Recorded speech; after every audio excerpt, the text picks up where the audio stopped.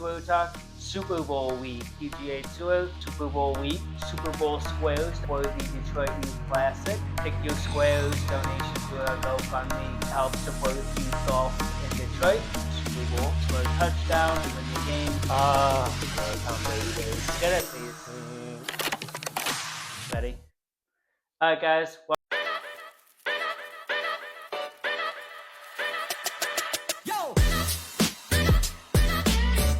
Welcome back to Tour Talk. We're here in the first week of February, Super Bowl week, and we're looking forward to the Super Bowl. We're going to talk about some things we got going on still here in the off season, talk a little bit about the PGA Tour, and then look forward to what we have coming up with the PGA Tour as well as our own events. So I mentioned it already, but this week is Super Bowl week. We are running our own Super Bowl squares to help raise money for the Detroit Youth Classic. So, reach out to us. We have a site set up where you pick your squares and then you make that donation through our GoFundMe to help support the youth golf initiative in Detroit. So we'd love to have you join us. We're also going to make a few predictions about the Super Bowl. Maybe who you like to maybe score a touchdown, who do you like to win the game, maybe something else unique. Will, what do you got? I mean, I'm kind of still a New England fan from the Tom Brady days. Okay. So kind of leaning that way. But honestly, the Seattle team this year has been, insane. I had JSN on my fantasy team, and he almost carried me through deep into the playoffs. So they've been doing something special there too. So it's going to be an awesome game. I think two of the best deserving teams of the year. It was kind of wishy-washy all year with who was really the standout guys, but I think at the end of the day, those are the two best teams of this year. So seeing them go to head, I don't know. I think they are record-wise too. I was looking, they're one of them is 16-3, one of them is 17-3, which is the top two dogs. Both the best defense. Yeah. I think it was the first time top four in offense and defense of those teams have squared off in the Super Bowl. A new Legion of Boom could be Seattle. They've been playing like it, that's for sure. I saw they had Cam Chancellor out there at the playoff game the other day. Man, he was always a dog. Yeah, geez. They had some monsters back then. So I'm not gonna let you off the hook. You got to make a pick. Yep. Well, I'm gonna go a high scoring affair, and it'll be close. So I'll go New England, 35 to 30. What is a good score? 31. 31. Okay. That's a lot of points on that Seattle beat. Yeah. That's a lot of points, but you never know. I'm believing in Drake May too. I think Seattle's a better team. We'll already talk about their defense and whatnot, but I know he played well last week. I still don't fully believe in Sam Darnold. Mm-hmm. So, and if he does, it improves me wrong. Great. If not, oh well. But I'm gonna believe in Drake May, the Charlotte kid, the prodigy. There we go. 24-21. Patriots. 24-21. All right, I guess I'm out. I'll go the opposite route. I think Seattle's defense is going to step up. I also don't trust Sam Darnold, but I do trust Kenneth Walker. So and Smith and Jigba, he's been awesome too. So I'll go 24-21 Seattle.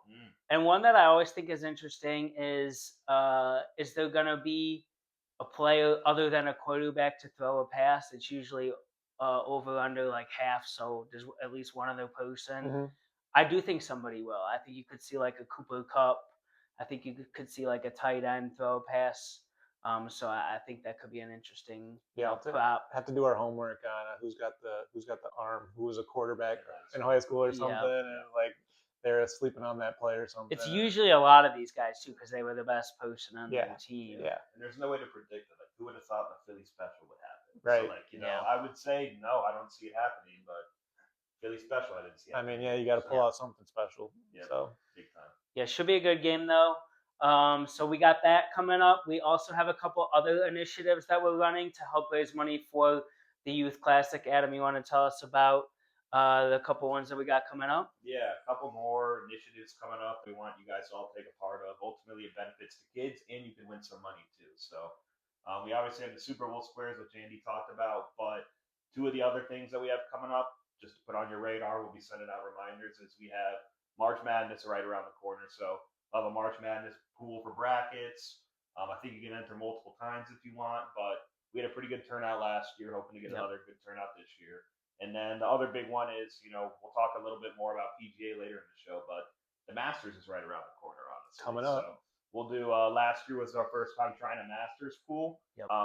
Hoping we can grow that audience this year, but between the March Madness pool, the Masters pool, hoping we can get you guys signed up, and it only benefits the kids. So I mean, and those are always a lot of fun too. Like, yeah.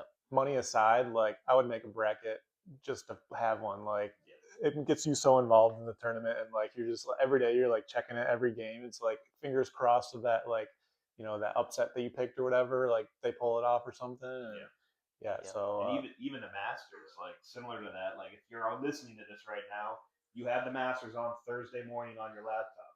You might as well have a few guys to root for that you picked in the pool. So like you're watching anyways, why not? Yeah, I mean, that's what I was. Augusta National can do no wrong. They set it up in a really cool way where you pick like some old guys, you pick like Europeans, you pick some like past winners, and it's just a really cool way to get involved with, other than sitting on the couch all weekend. Pick some players to win it, and maybe win some money. Yeah. So we got those coming up. Those are kind of our off-season things we got going on. We are coming up on the season, right? We talked about the Masters. That's like around the corner. You already saw the commercial on January 1st, but that means we're going to be playing golf as well. So now is a great time to get those teams together, get that group of four. We're also doing this year. You can have a B squad, a bench squad, help supplement your team if you got guys that are on vacation, things like that. So start thinking about who you want to have on your team. Get them signed up. Let's get them that GIN handicap so they're ready to go when we finally get out of this tough winter that we've been having. I know it doesn't look like it's anywhere close right now, being it's 10 degrees outside, but it's right around the corner. So and even other cities like Charlotte's got a bunch of snow, so like it's cold across the country right now, but we'll be back soon. We'll be back. Yeah, we are watching some golf though. We had the PGA Tour that just came back. I guess it's been back, but Brooks made his appearance, and that was a good tournament there to watch. Rose kind of ran away with it, but it was nice to see some people playing some actual golf in warm temperatures. Mm-hmm. We've been doing a golf fantasy league actually, brought to you by Adam. Adam, you want to tell us a little bit about that? Yeah, I mean, we're still fully figuring it out, but figured we'd try PGA Tour Fantasy for the first time ever this year. I think we got 19 people in the league, so pretty good turnout, but it's a long season. We do it for every single event through the Tour Championship, so a lot of golf left to be played, but some early leaders and standouts. Screw you, Luke Wharton. Your team needs to chill. And then two other, familiar names that you guys will know, Matt Dijek and then the commissioner, Andrew Alexander, currently tied for second. So they're off to a hot start. You pick different players every week, but you can only pick guys a certain amount of times. So sadly, you cannot pick Scotty every week. But I already used my Scotty one time, but I think it was a good one. He got the dub. Totally, that was a good pick. I wish I did. Yeah. But it's been a lot of fun so far, and ultimately the goal of it was like trying to keep a pulse on the tour. So I think that'll help everybody, and then hopefully we'll find out it helps us in the Masters pool too. But who knows? Who knows? Well, we got to set our lineups here. We're recording this on a Tuesday. We got to set our lineups. This week is waste management, which is always one of the people's, like what they call it, the People's Open, the People's Championship. People's Open, yeah. So Will, you've been. You were on site. Yeah, I have been. I saw the slam dunk hole in one on 16. I was lucky enough to just be in the right time at the right place. Epic environment, super cool course, scoreable course. So it's always somebody that's just tearing it up and putting well, and a lot of like big drives. I think you need on that course to really set yourself up in good positions, but. I think it's going to be. I mean, it's always kind of just anyone's game. There's always like a few people that you never really see on the top of the leaderboard hanging around, and then last couple of years we've had some bigger guys kind of pull out on Sundays and pull out the win. So I don't really have my winner picked out yet, but I feel like I'm going to go deep in the field on this one for this week and pull out some guys you wouldn't usually expect. Sure. Yeah, we we've had some. We had the big name in Rose already win this year. You know, maybe we see another big name. Last year was Thomas Dietrich, who's kind of maybe like an up and comer. I don't know how old he is, but he's always kind of hanging around. Yeah. But not one that you'd be like, oh, I'm gonna put my money on him right Yeah. away. Well, he's one of those guys that like had success in like DP, right? And then he's coming over Yeah. to PGA and playing more PGA events. And I think it was his first win on PGA, right? Was it? Or I'm not sure. yeah. So Yeah. But even though it's not a Ryder Cup year, screw the Euros. We don't want Dietrich to win again, especially after they kicked our behind last year. So Yeah. keep that energy going. Do you think this is the week as Brooks could put it together? I don't see it happening yet. I hope it happens at some point this season. But I like that he's saying the right things, saying that he wants to grind. He did make the cut. A lot, so yeah, I think I could see a top 10 for him for sure this weekend. I don't think he'll pull off the dub, but yeah, you mentioned earlier a little bounce back from Xander this weekend. I think is maybe in the cards. He had himself a rough week last week, first miscut, and what was his streak? You guys know it was like.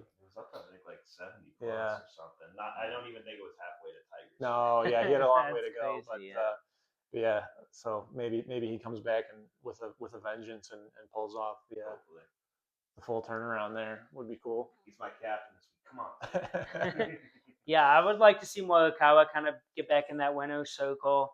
It's not necessarily a course that suits him the best, but always a good guy to root for. What do you guys think? How many hole-in-ones on number 16? I mean, it's pretty rare. Like, yeah. I think. Do you think we'll get one? Do you think we'll get two? I'd go. I'll go one. Yeah. One? You think we'll get one? I think we'll get one. Yeah. One. Yeah. Asking for more than one's tough. Yeah, it is. You always think that there's more than there actually is. Right. Yeah. So. Yeah. It's hyped up so much that it's like you think it's just like, oh yeah, I'm at the Waste Management. I'm going to see. Yeah. I went last year. No hole-in-ones. Yeah. No hole-in-ones. I spent plenty of time on 16. No hole-in-ones. That's good though. That's good stuff. Good stuff to look out for.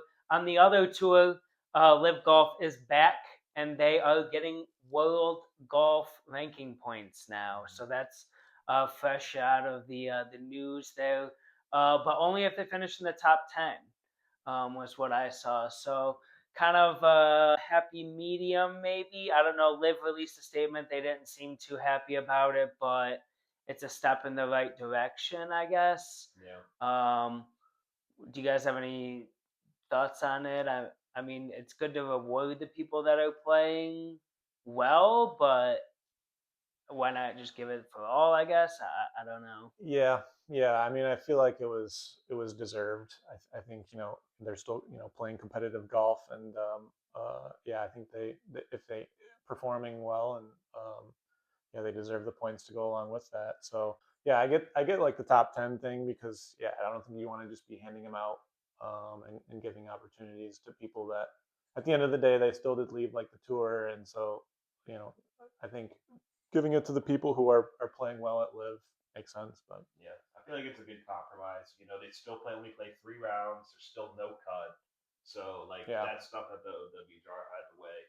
But ultimately, it'll be interesting. Like after their first few events, who knows what it equates to points wise to like a typical PGA Tour event. So that's what'll be really interesting to watch over the next month. I wonder if because they're switching to 72 holes, right? Yeah, I heard this. I was going to bring this up. I wonder if that had something to do with what like satisfied the requirements for like the points or something like that. If that was like a point where it like held up the argument or whatever, the discussions between the why they weren't getting points before. But yeah, I saw the statement from Bryson that he's not too happy on the 72 hole thing.